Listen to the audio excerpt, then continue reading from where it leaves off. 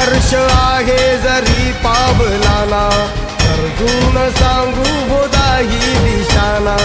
आयुष्य लावू हो आम्ही पणाला आशा स्वप्न वेड्या तुझ्या लेकराला आधार लाभो तुझ्या सळमुलीचा तू सुख करता तू दुःख हरता भक्तगणांचा दाता तुझ्या भक्तीचा जागर केला ते वरदान तू आता रूप निरखता भान हरपले सुंदर मंगल मूर्ती नसा नसातून उभाणलेली आनंदाची भरती जय घोषता